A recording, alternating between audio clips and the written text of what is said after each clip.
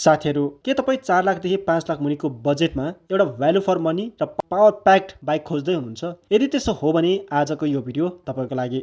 आज हामीले 5 लाख मुनिको बजेटमा टप 9 वटा बाइकको लिस्टहरू लिएर आएको छौँ, जुन लिस्टमा रहेको बाइकहरूको बारेमा तपाईँले डिटेलमा बुझेर तपाईँको लागि कुन बाइक बेस्ट हुन सक्छ भन्ने कन्फ्युजन क्लियर गर्न सक्नुहुन्छ। अब हामी कुनै पनि ढिलो नगरिकन मेन टपिकतर्फ लागौँ है त। हाम्रो नम्बर 1 मा रहेको छ बजाज पल्सर NS 200। नेपालको सडकमा सबैभन्दा धेरै रुचाएको यो बाइक अहिले 2026 मा झन् खतरनाक भएर आएको छ। यसको नेकेड लुक्सले अहिले पनि उत्तिकै जोस दिन्छ। डिजाइन र लुक्सको कुरा गर्ने हो भने यसको एग्रेसिभ र मस्कुलर लुक्सले अहिले पनि 25 देखि 35 को उमेरसम्मका युवाहरूलाई आकर्षित गर्छ। 2026 को नयाँ ग्राफिक्सले यसलाई अझै फ्रेस बनाएको छ। पावर र पर्फर्मेन्सको कुरा गर्ने हो भने 149.5 सीसी लिक्विड कुल इन्जिन रहेको छ भने पावर यसले 24.5 PS एट 9750 RPM जेनेरेट गर्दछ भने torque 18.74 Nm at 8000 RPM generate गर्दछ। र यसको इन्जिनको टाइपको कुरा गर्ने हो भने यसमा 4 स्टक सिंगल सिलिन्डर लिक्विड कुल FI DTSI इन्जिन BS6 रहेको छ। र गियरबक्सको कुरा गर्ने हो भने यसमा 6 स्पिडको गियरबक्स रहेको छ, जुन 4 लाखदेखि 5 लाख भित्रमा आउने बाइकको 6 स्पिड गियरबक्स कमाइको आउँछ भने टप स्पिडको कुरा गर्ने हो भने 135 किलोमिटर पर आवरको स्पिड रहेको छ भने फ्युल ट्याङ्क क्यापेसिटी 12 लिटर रहेको छ भने माइलेज 35 किलोमिटर पर लिटर भने पनि यसमा पछि कार्बोरेटर भर्जनमा भने तपाईँले 25 देखि 30 भित्रकै रेन्जमा मात्रै माइलेज पाउन सक्नुहुन्छ। र यो माइलेज दिने भनेको चाहिँ तपाईँको राइडिङ स्टाइलदेखि लिएर तपाईँको बाइकलाई कतिको मेन्टेन गर्नुभएको छ त्यो कुरामा पनि धेरै फरक पर्छ। स्पेकको कुरा गर्ने हो भने यसमा तपाईँले USD फक्स र ड्युअल च्यानल ABS पाउनुको साथसाथै तपाईँले नन ABS वाला पनि पाउन सक्नुहुन्छ। र प्राइसमा भने FI ABS भएकोलाई अलिक महँगो तिर्नुपर्ने हुन्छ भने तपाईँले कार्बोरेटर भर्जनलाई चाहिँ अलिक कम पैसा पर्न जान्छ। बजाज पल्सर NS 200 UG को वेट र ग्राउन्ड क्लियरेन्सको कुरा गर्ने हो भने यसमा जम्मा 158 किलो कप वेट रहेको छ भने ग्राउन्ड क्लियरेन्स 169 mm को रहेको छ, जुन गाउँघरमा तपाईँले सजिलै लग्न सक्नुहुन्छ। भने यसको प्राइसको कुरा गर्ने हो भने चाहिँ तपाईँको FI ABS भ्यारिएन्टलाई 4,60,900 रहेको छ भने नन FI ABS लाई 4,13,900 तिर्नुपर्ने हुन्छ। त्यसै गरी हाम्रो नम्बर 2 मा रहेको छ हिरो एक्सपल्स 200 4V। नेपालको बाटोको लागि यो बाइक एकदमै गड गिफ्टेड नै हो। अहिले नेपालमा 4 वटा भ्यारिएन्टको एक्सपल्स आइसकेको छ। एक्सपल्स 200 4V बेस भ्यारिएन्ट र एक्सपल्स 200 4V प्रो भ्यारिएन्ट, साथसाथै XPulse 200 4V FI BS6 OBD2 र एक्सपल्स 200 4V प्रो OBD2, जहाँ प्राइस पनि अलिक फरक रहेको छ। एक्सपल्स 200 4V बेस भ्यारिएन्टको प्राइस 4,74,900 रहेको छ भने एक्सपल्स 200 4V प्रो भ्यारिएन्टको 5,06,900 रहेको छ। त्यसै गरी XPulse 200 4V FI BS6 OBD2 भ्यारिएन्टको भने 4,99,900 रहेको छ भने एक्सपल्स 200 4V प्रो OBD2 भ्यारिएन्टको 5,23,900 रहेको छ। तर डिजाइनको कुरा गर्ने हो भने यो एभरेज र्याली डिजाइनमा रहेको छ। यसको ठुलो 21 इन्चको अगाडिको व्हिलले गर्दा यो कुनै प्रिमियम हट बाइक भन्दा कम देखिँदैन। पावर र पर्फर्मेन्सको कुरा गर्ने हो भने 179.6 सीसी को ओइल कुल 4 valve इन्जिन रहेको छ। पावरको कुरा गर्ने हो भने 19.1 PS एट 8500 RPM जेनेरेट गर्दछ भने टर्कको कुरा गर्ने हो भने 17.35 Nm एट 6500 RPM जेनेरेट गर्दछ। गियरबक्सको कुरा गर्ने हो भने 5 स्पिडको गियरबक्स रहेको छ र टप स्पिड 115 किलोमिटर पर आवरको रहेको छ। र फ्युल ट्याङ्क क्यापेसिटीको कुरा गर्ने हो भने यसमा 13 लिटरको रहेको छ। र स्पेकको कुरा गर्ने हो भने यसमा चाहिँ 3 वटा ABS मोडहरू रहेको छ, जहाँ रोड, अफ रोड र र्याली रहेको छ भने ग्राउन्ड क्लियरेन्स 220 mm को भएको कारणले गाउँघरमा मजाले सजिलैसँग कुदाउन सकिन्छ चाहे। र प्रो भ्यारिएन्टको कुरा गर्ने हो भने अझ धेरै अग्लो छ, जहाँ 270 mm को ग्राउन्ड क्लियरेन्स पाउन सक्नुहुन्छ भने तपाईँको हाइट यदि 5.8 भन्दा कम छ भने तपाईँले यो प्रो भ्यारिएन्टको बाइक चलाउँदा एकदमै गाह्रो हुन्छ। भने यो बाइक त्यो राइडरको लागि बेस्ट हुन्छ जो चाहिँ मनाङ मुस्ताङ जस्तो र धेरै गाउँघरको अफरोडमा जान चाहनुहुन्छ अथवा डेली धेरैभन्दा धेरै ट्राभल गर्नुहुन्छ, उहाँको लागि चाहिँ यो बाइक एकदमै बेस्ट हुन्छ।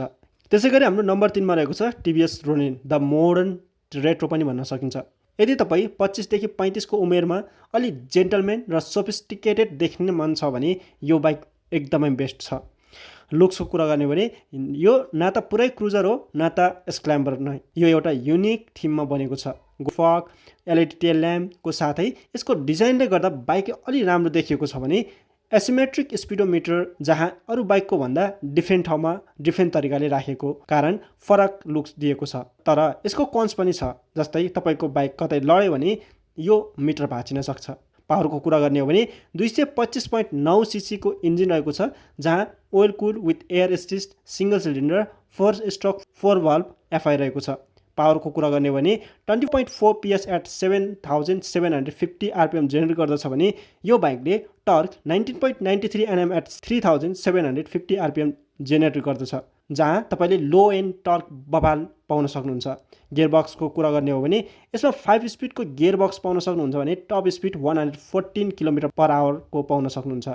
फ्युल ट्याङ्क क्यापेसिटी तपाईँले 14 लिटरको पाउन सक्नुहुन्छ भने माइलेज 35 देखि 40 km/L को माइलेज पाउन सक्नुहुन्छ।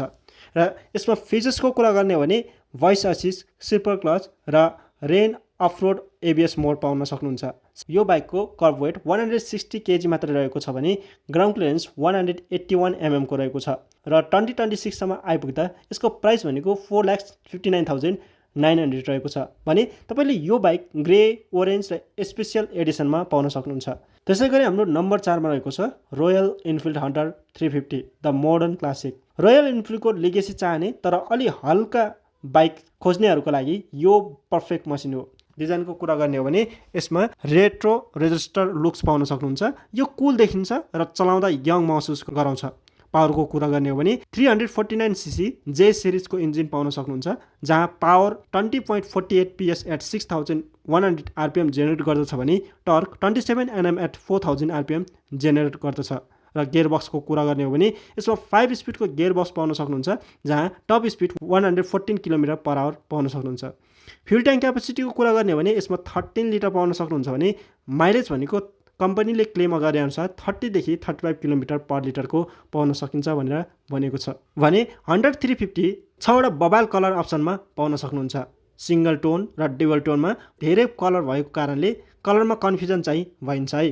र ग्राउन्ड क्लियरेन्सको कुरा गर्ने हो भने यो बाइकको 150 बाट बढेर 160 mm मा पुगेको छ, त्यसैले ब्रेकरमा ठोकिने डर भने कम भएको छ। र वेटको कुरा गर्ने हो भने नयाँ अपडेटहरूले गर्दा यसको वेट 4 kg बढेर 181 kg पुगेको छ, तर कुदाउँदा भने यो एकदमै कन्ट्रोलमा रहन्छ। र प्राइसको कुरा गर्ने हो भने अहिले नेपाली मार्केटमा 2026 सम्म आइपुग्दा 4,94,900 फर सिङ्गल टोन कलर र डुअल टोन कलरको 4,99,900 पे गर्नुपर्ने हुन्छ। त्यसै गरी हाम्रो नम्बर 5 मा रहेको छ बजाज पल्सर N250। यसले धेरै 300 सीसी सेगमेन्टको बाइकहरूलाई टक्कर दिन्छ।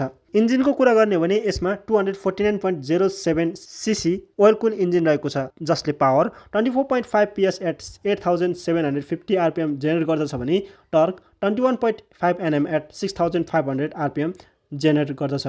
र गियरबक्सको कुरा गर्ने हो भने 5 स्पिडको गियरबक्स तपाईँले पाउन सक्नुहुन्छ भने टप स्पिड 140 km/h स्पिड पाउन सक्नुहुन्छ, जहाँ फ्युल ट्याङ्क क्यापेसिटी 14 लिटरको रहेको छ भने माइलेज 30 to 35 km/L को कम्पनी क्लेम रहेको छ।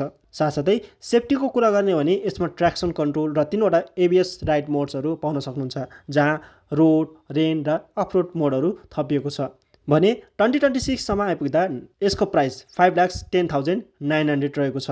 त्यसै गरी हाम्रो नम्बर 6 मा रहेको छ Bajaj Pulsar 220F the legendary bike भनेर पनि बुझिन्छ, किनभने यो बजाज पल्सर 220F भनेको सहर बजारमा मात्र नभएर हाम्रो गाउँघरमा पनि डबल लोड होइन कि ट्रिपल लोड पनि तानेर मजाले कुदिरा हुन्छ। यो बाइक एउटा यस्तो इमोसन हो जुन कहिले पुरानो हुँदैन। इन्जिनको कुरा गर्ने हो भने 220 सीसी को FI BS6 इन्जिन रहेको छ, जसले power 20.4 PS at 8500 RPM generate गर्दछ भने torque 18.55 Nm at 7000 RPM generate गर्दछ। र गियरबक्सको कुरा गर्ने हो भने यसमा 5 स्पिडको गियरबक्स मात्र पाउन सक्नुहुन्छ भने यसमा टप स्पिड 130 km/h को स्पिड पाउन सक्नुहुन्छ। फ्युल ट्याङ्क क्यापेसिटीको कुरा गर्ने हो भने यसमा 15 लिटरको फ्युल ट्याङ्क क्यापेसिटी पाउन सक्नुहुन्छ भने माइलेज भनेको 35 km/L को रहेको छ। र न्यू अपडेट भनेको यसमा डुअल च्यानल एबिएस र डिजिटल कन्सोल रहेको छ, जसले गर्दा प्राइस पनि बढेर आएको छ। 2026 सम्म आइपुग्दा यसको प्राइस भनेको 4,39,900 रहेको छ। त्यसै गरी नम्बर 7 मा रहेको छ Yamaha FZ V3 VS6 deluxe. यो बाइकको सबैभन्दा बलियो पक्ष नै यसको कम्फर्ट हो। 2 लेभल सिट नभइकन यसमा सिंगल सिट रहेको छ।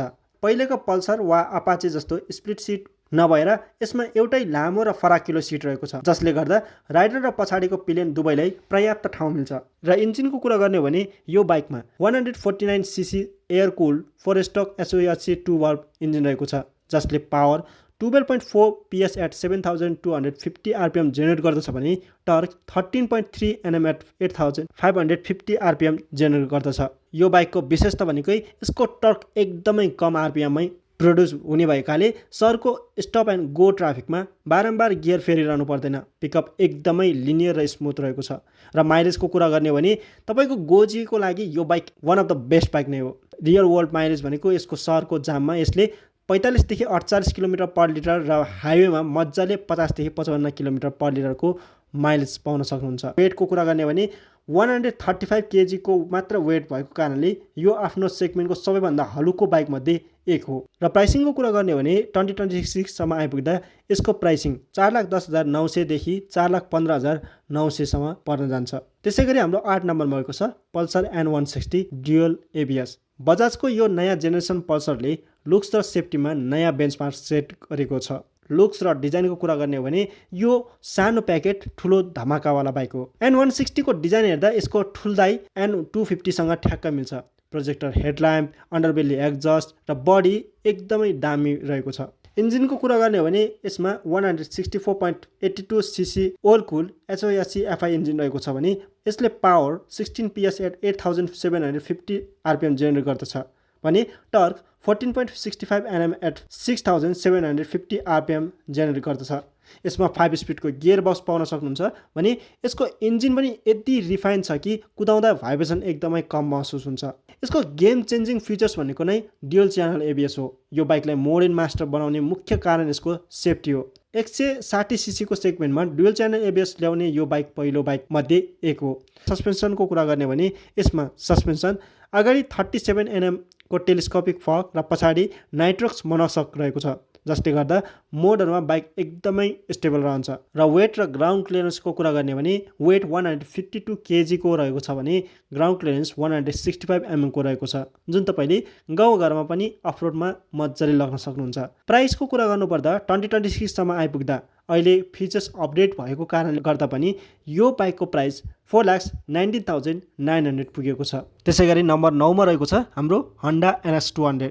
यो चाहिँ एउटा अर्बन टुर एक्सप्लोरर बाइक भन्न सकिन्छ। तर यो हेर्दाखेरि चाहिँ Honda Hornet-को सबै पावर पर्फर्मेन्सदेखि लिएर सेम नै रहेको छ, जहाँ Honda NS200 को जस्ट भाइजर मात्र अगाडि राखेको जस्तो भनेर पनि भन्ने गर्दछन्। Honda NS200 चल्नुको मेन रिजन भनेको यसको रिलायबिलिटी र ड्युरेबिलिटी हो। किनभने नेपालमा पावर र फिचर्समा भन्दा पनि एउटा रिलायबिलिटी र ड्युरेबिलिटीको नाममा धेरै महँगो भएको छ र धेरै बिकिरहेको पनि हुन्छ।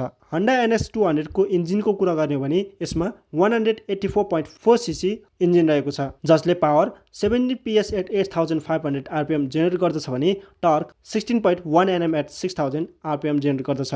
कप वेट भनेको 147 kg रहेको छ, जुन एकदमै हलुको बाइक पनि भन्न सकिन्छ। र प्राइसको कुरा गर्ने हो भने 2026 सम्म आइपुग्दा 4,89,900 रहेको छ। र फाइनल भट्टीको कुरा गर्ने हो भने मेरो पर्सनल सजेसन अनुसार यदि तपाईँलाई प्योर पावर र सहरमा एग्रेसिभ राइड गर्न मन छ भने आँखा चिम्लेर बजाज पल्सर NS200 UG वा N250 मा जानुहोस्। यसको टप एन्ड पर्फर्मेन्सको अगाडि अरू बाइक अलि फिक्का लाग्न सक्छ। र यदि तपाईँ नेपालको गाउँ बस्ती र अप्ठ्यारो बाटाहरू अफरोड छिचोल्न चाहनुहुन्छ भने हिरो एक्सपोज 200 4B नै तपाईँको लागि बेस्ट साथी हुनेछ। यो बजेटमा यसको जतिको ग्राउन्ड क्लियरेन्स र सस्पेन्सन अरू कसैको छैन। र यदि तपाईँको क्लास र सोफिस्टिकेसन मनपर्छ भने सहरमा चाम देखाउन TVS रोनिन वा Hunter 350 one of the best bike हुन्। यदि तपाईँको धेरै मेन्टेनेन्स खर्च र झन्झट चाहनुहुन्न, पिस अफ माइन्ड खोज्ने हो भने चाहिँ तपाईँले Yamaha FZS V3 डिलक्स वा Honda CBX 200 रोज्न सक्नुहुन्छ। विशेष गरी Yamaha को 10 वर्षको वारेन्टी र कम्फर्टले तपाईँलाई निराशा पार्दैन। र यदि तपाईँ ओल्ड स्कुल प्रेमी हो र 220 को लेजेन्डरी फिल खोज्दै हुनुहुन्छ भने नयाँ डिटरमिटर र ड्युअल च्यानल ABS को पल्सर 220F अझै पनि एउटा रक सोलिड मेसिन हो। साथीहरू, तपाईँको बजेट र आवश्यकता अनुसार कुन बाइकले तपाईँको मन जित्यो तल कमेन्टमा मोडेल लेख्न नबिर्सिनुहोला। यदि यो भिडियोले तपाईँलाई थोरै भए पनि मद्दत गर्यो भने लाइक र सब्सक्राइब ठोक्नुहोस्, किनकि हामी यस्तै डिटेल अटोमेटिभ कन्टेन्ट ल्याइरहनेछौँ। अर्को भिडियोमा फेरि भेटौँला। तबसम्मको लागि ride safe, wear a helmet. जय नेपाल।